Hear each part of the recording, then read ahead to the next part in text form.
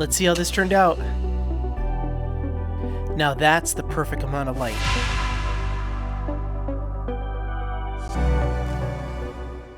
Today we're going to be wrapping up all the electrical and all the lighting here in the primary bathroom. We really need to get it done to pick our floor tile. I'm going to start with the rest of the recessed lights, prep the cans first. Now we're having a challenging time picking the perfect floor tile for this bathroom, but getting the proper lighting in here is going to make this decision a lot easier. We started this project 3 episodes ago, but had to stop to complete all the drywall first. I can't believe I almost forgot this. This is so useful, plus you look really cool wearing it. For this bathroom, we decided to do 6 4-inch recessed lights over the main part of the bathroom, 2 4-inch recessed lights over the shower, and a chandelier over the bathtub. This will bring a lot of lumens into the bathroom. We'll make sure to add a dimmer switch too. When remodeling our upstairs bathroom, we made the mistake of not bringing in enough light.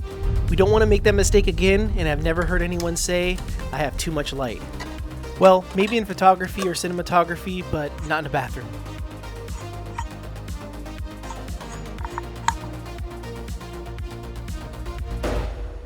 So this is probably the most critical part and my least favorite, because your measurements have to be pretty spot on for the recessed lights, because I'm done doing drywall, I'm done doing mudding. So today I'm going to be cutting a total of 6 holes. 3 of the holes were done last time, and that's going to bring us to a total of 9.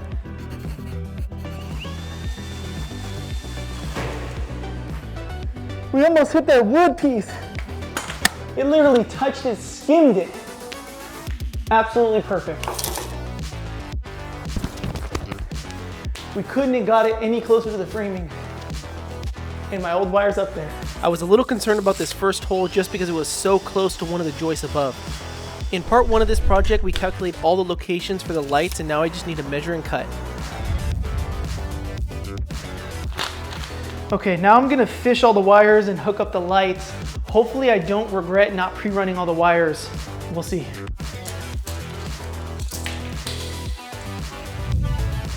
All is planned. Save this. Makes it easy. This is the only hard one because the joist is, there we go. Okay, now we can pull it through. Since the first hole's in a tricky location, I pre-ran the first wire before I close up the drywall, but the rest I need to fish through with these Milwaukee fishing rods. Unfortunately, almost all the rooms I've done have no crawl space above, so these fishing rods have been essential. Okay, let's turn the power off now. With the power off, I can start connecting all the wires for these lights.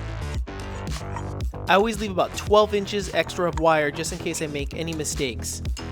I don't want to accidentally nick a wire during install and then have to start completely over.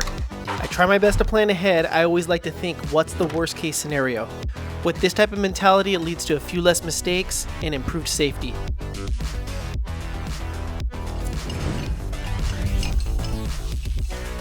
Okay, let's turn the power on and test.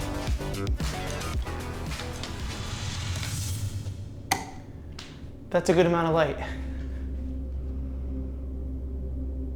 So this is the perfect amount of light. 8 cans above the main part of the bathroom. I'm still gonna add 2 more above the shower. I'm gonna run it through the chandelier box, a chandelier box that I actually installed prior to doing the drywall. Like I said, planning ahead. For this chandelier, we wanted to line up exactly with the center of our bathtub, and I'm gonna be using this junction box. Wait, what the heck? Shit, this won't work. My joists are horizontal instead of vertical, so I need to rig something up. Since the joists are oriented horizontally, I can't push the bracket for the junction box up high enough, so I'm going to add these wood pieces to extend it. And it looks like it's going to work perfectly. We're dead on center.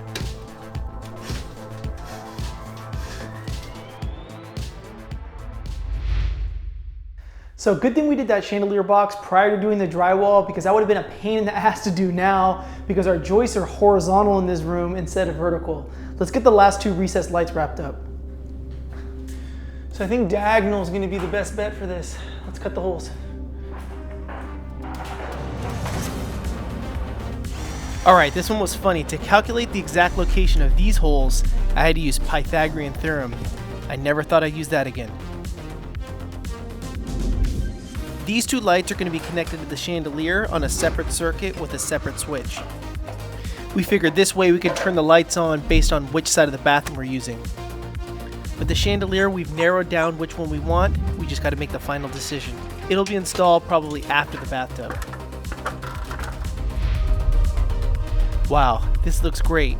Now let's get these lights pushed in.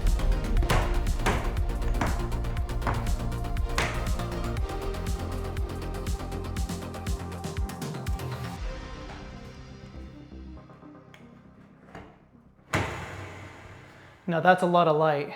We're super happy with it. We're actually gonna be adding a little bit more light later on. 2 sconces behind the vanity. I've already installed the junction boxes. I did it before the drywall. And here we go, planning ahead again. Let's talk about sconce location. Originally we were gonna have one giant mirror across this entire space. We were gonna reuse the old mirror and put a new frame around it, but I accidentally chipped the corner and I don't know if it's salvageable now. With the original plan, the sconces would have been mounted on the mirror at the ends. But now we have to come up with a new plan. We're gonna have 3 full-length mirrors spaced out evenly. The 2 sconces will be on each end. The sconces will mount directly to these wall junction boxes. I think it'll end up looking great.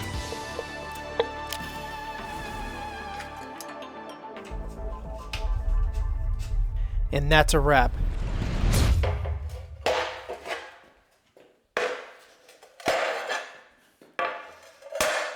Shit, I really hope these recessed lights help us pick our floor tiles.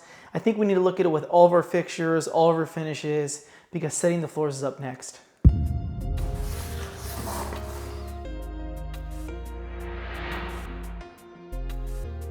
This is going to be a hard choice.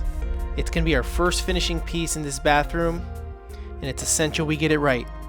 There's going to be no going back. It's not like we can just redo it if we don't like it. I think we got to go with the limestone.